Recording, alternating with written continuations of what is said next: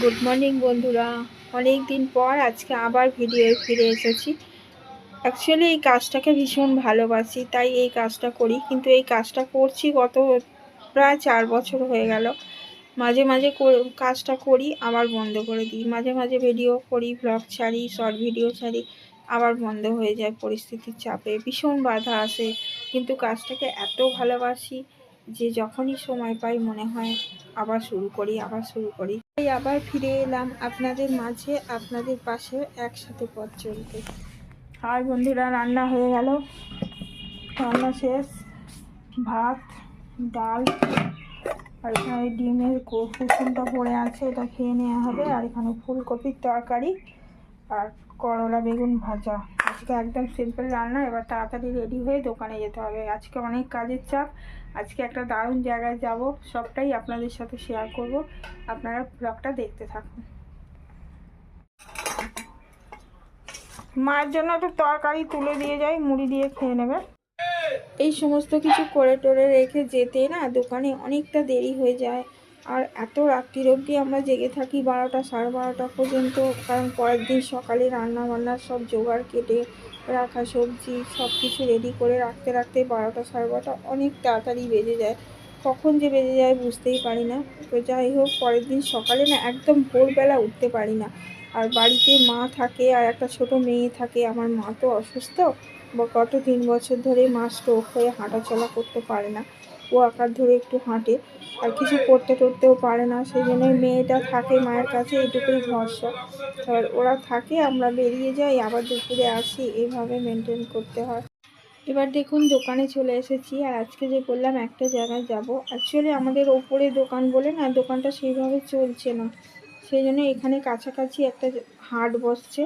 আমরা গত 3 সপ্তাহ ধরে, সপ্তাহে একদিন হাটটা বসে, আমরা এই জামা কাপড় নিয়ে ওই হাটে বসছি আর কি। তা সেটাই আপনাদের সাথে শেয়ার করব যে কীভাবে মানে আমরা এই ছোট্ট বিজনেসটাকে নিয়ে কীভাবে আস্তে আস্তে এগোচ্ছি। আর হাটে সব মানুষরা কীভাবে আসে, কীভাবে দোকান তৈরি হয়, আমরা কীভাবে সাজিয়ে সব কিছু করি, কিছুটা আপনাদের সাথে আজকে শেয়ার করব। আর আপনারা যদি দেখতে চান তাহলে আমাকে কমেন্ট করবেন, আমি নিশ্চয়ই আপনাদের ভালো করে সব কিছু ডিটেলে জানিয়ে দেব। তো এইভাবে আমরা কাজটা করছি, সমস্ত জামা কাপড় গুছিয়ে নিয়ে বস্তায় বেঁধে বেঁধে একটা টোটোয় করে চলে যাব। আর আমরা বাইকে চলে যাব, আর টোটোয় করে সমস্ত জামা কাপড় যাবে।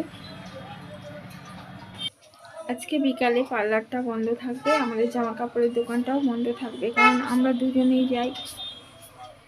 আপনাদের দাদাভাই একার পক্ষে তো এত জিনিস জামা কাপড় ওখানে গিয়ে দোকান করে সাজিয়ে আবার আসার সময় সব গুছিয়ে তুলে নিয়ে আসা সম্ভব নয়। সেই জন্য আমাকেও যেতে হচ্ছে। পার্লারটা একদিন বন্ধ থাকবে, কি আর করব। একটা বিজনেস সামলাতে গেলে আর একটা বিজনেস তো একটু ডাউন যাবেই। তো এইভাবেই করতে হবে। এইবার এসে গেছি সেই হাটে। দেখুন খোলা একটা ফাঁকা জায়গা, সেইখানে সবাই মিলে এরকম বাঁশ দিয়ে ছোট ছোট করে দোকান করে সবাই মিলে বসা হয়। এই যে আপনাদের দাদাভাই এখানে বাঁশ ঢুকছে, আর আমি একটু দড়ি ফড়িগুলো হাতের কাছে এগিয়ে দিচ্ছি। এ দেখুন টোটো করে করে সবার জিনিস আসছে।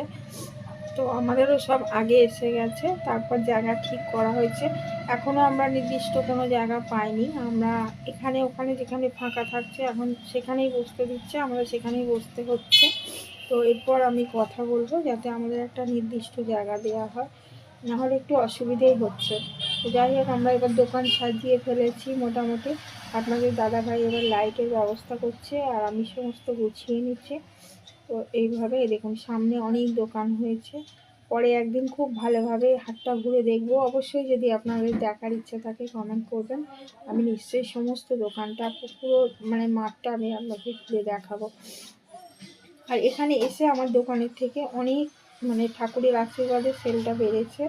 এবং মানে আমরা যে কী প্রাইসে মালটা কম দামে বিক্রি করি সেটা আমরা এখানে এসে সবার সামনে সেটা তুলে ধরতে পারছি। কারণ ওপরের দোকানে আমাদের মানে সেইভাবে ঠিক আমিও সময় দিতে পারি না, আর আপনাদের দাদাভাইও ঠিক সেইভাবে পারে না বুঝিয়ে বলতে। তো এখানে আমার অনেক কাস্টমাররাও এসে আমাকে দেখে অবাক হয়ে যাচ্ছে। তো যাই হোক, তাতে কোনো অসুবিধে নেই। আমি চাই আমার বিজনেসটা বাড়ুক, বা সবাই আরও জানুক যে আমরা কত কম দামে জিনিসগুলো বিক্রি করছি বা মানে তুলে দিচ্ছি তাদের হাতে। বা আমার দোকান থেকেও যে রেটে বিক্রি করি আজকে হাটে এসে আমরা সেইভাবে বিক্রি করি। যাই হোক, আজকে এখানেই শেষ করলাম। টাটা।